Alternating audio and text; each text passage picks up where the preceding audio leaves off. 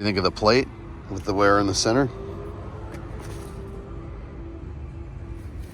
Almost through? Almost. It's close.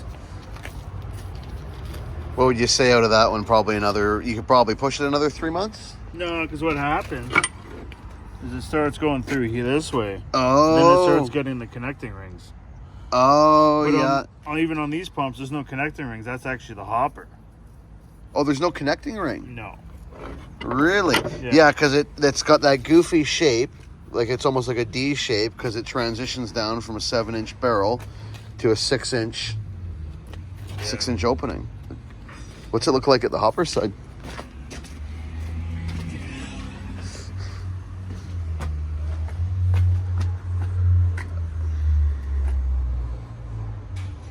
Yeah, because the last rebuild, we had to build up the edge. Oh, so where it's all hard face there. Yeah, you see the new hard surface on that side? Oh, get a little better angle here. And if you get right in there, you'll see it. Oh, yeah, okay. Up on the right. We had to build that up.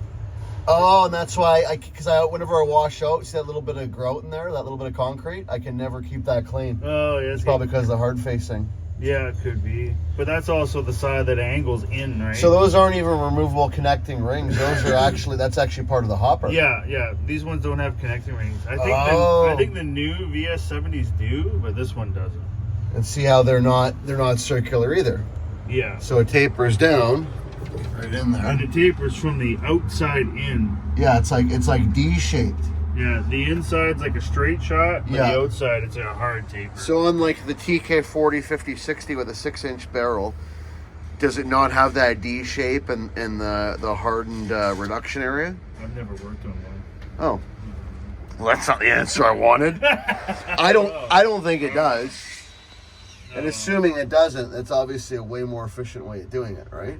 Yeah, this isn't very good.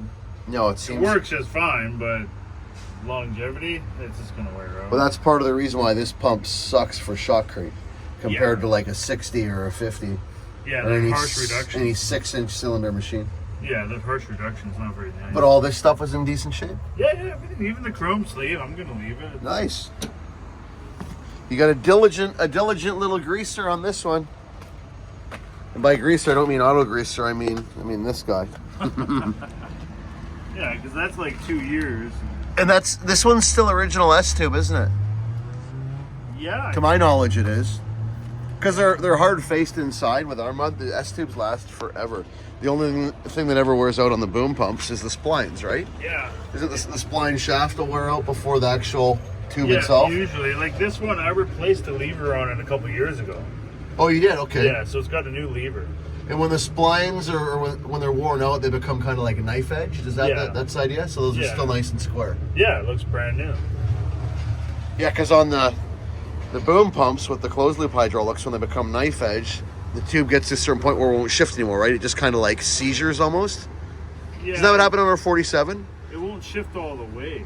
Ah, that's what it is. It So won't shift you'll all the way get- because you got too much slop. Yeah, you'll get like half inch of movement. Ah, that's what it is. Right. Okay, so that's what it was. What's the new plate look? Oh, look at that. Oh, that's the silicone side. Yeah, it's already silicone. Oh, yeah. Yeah, I think it was time. Definitely time. It wasn't leaking yet. Like, it was still sealing-ish enough. But, yeah. Old plate. Yeah, you see it on the ring right here. Yeah, oh, yeah, you can see the ring dishing out there. The actual face of the ring is okay, right? Yeah, it's actually pretty flat. Yeah. But old plate. And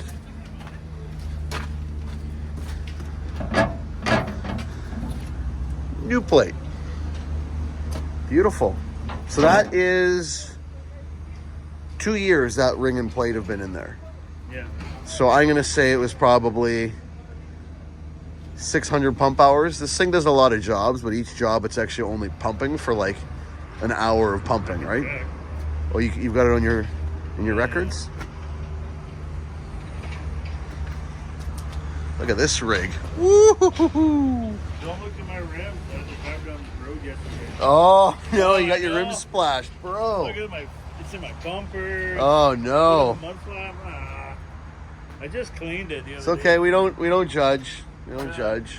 At least it's not concrete. Yeah, that's the thing, right? At least it's not slurry. At least it won't stain them.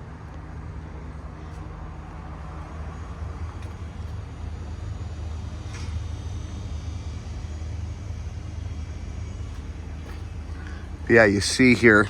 I'm gonna get under this thing. Let's get dirty.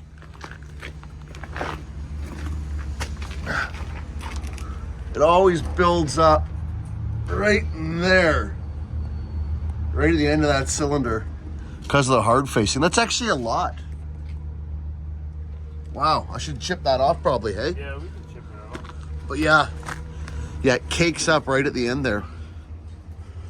And I'm a pretty diligent little pump washer outer guy too, so. Yeah, the meter says 595 hours on it. Oh, okay, 133 is when it was done. Okay, so 450 pump hours. So we Ready the barrels and everything. So we got 450 pump hours out of the old wear plate and cutting ring. This though, genuine Putzmiester parts. What's a wear plate worth? Do we even know in Canadian dollars? We probably should know. It's important stuff to know. We don't. Yeah. We just replace them. It is what it is. But yeah, genuine Putzmeister. You could never copy that hologram, right? I'm sure there's some lady on Instagram or somebody that's hit me up in Messenger that could definitely copy the hologram. But no, these are from a legit source. That is the real deal. So for us, yeah, that's like 2 years. We were a little short on operators, so for a while this thing wasn't really working as much as it could have. So I would say, if we're well staffed, we've probably 300 pump hours a year for this little line pump is about average. April 2021. Okay. Oh, shoot, some more. Yeah, so 2.5 years. Well, just about. That's when we did that full rebuild. And all the growth there, like you said, is from pushing high pressure because we run. Yeah, and just you got to get in there and wash it out every day or scrape it out.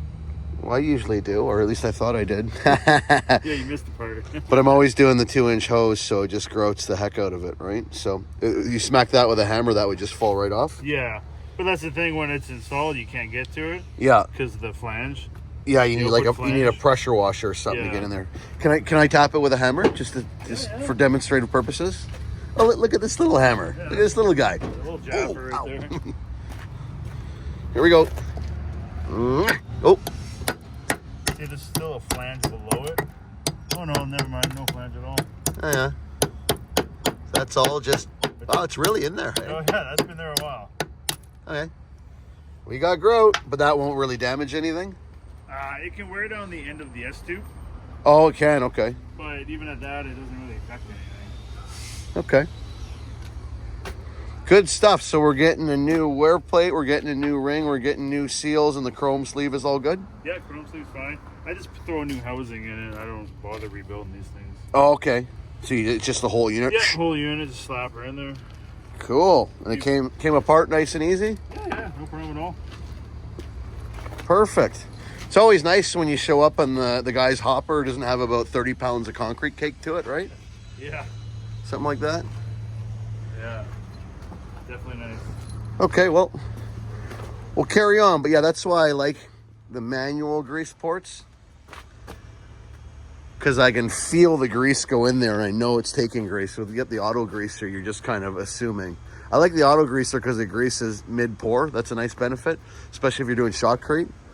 But overall, I'm a manual grease guy. If I do have an auto greaser, I definitely like to at least have a manual grease port, so I have the option of doing so.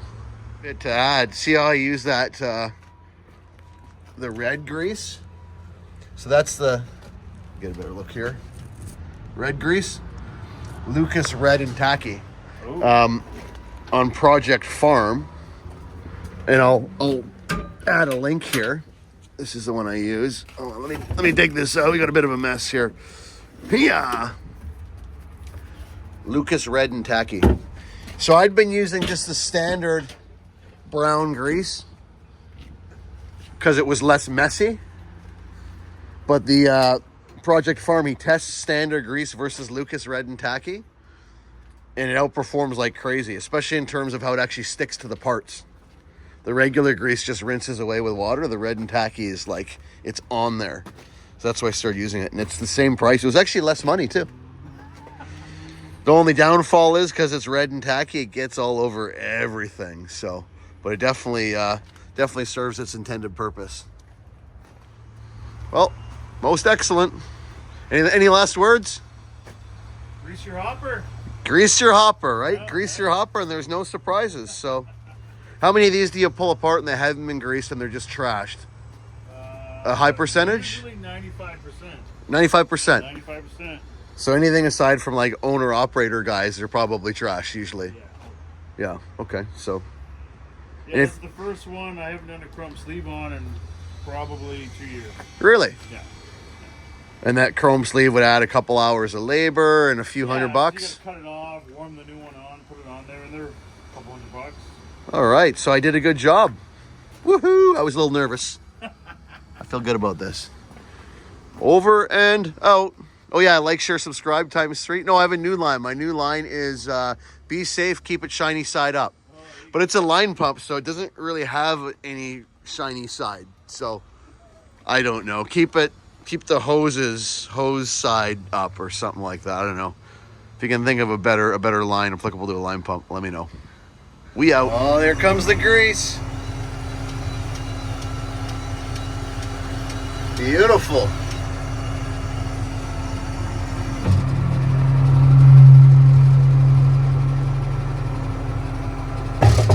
Woo, it works.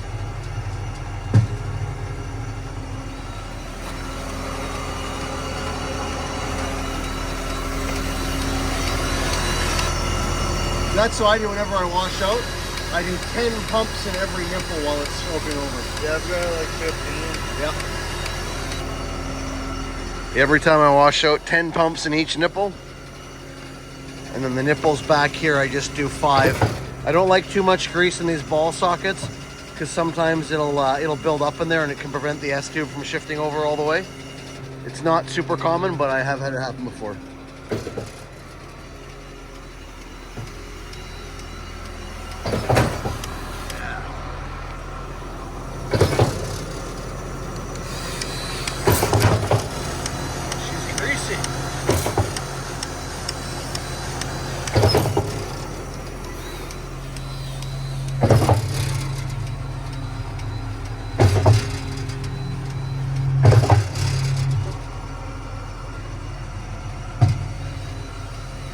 How's the inside of the S-tube though? For grease on the back, you mean? We're getting there. You can take a little more of the back, but it's definitely showing.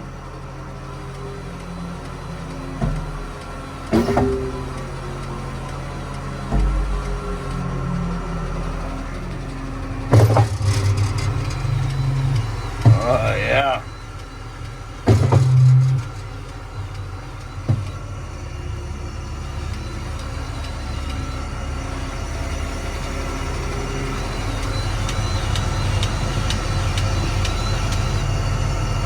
Ready for action.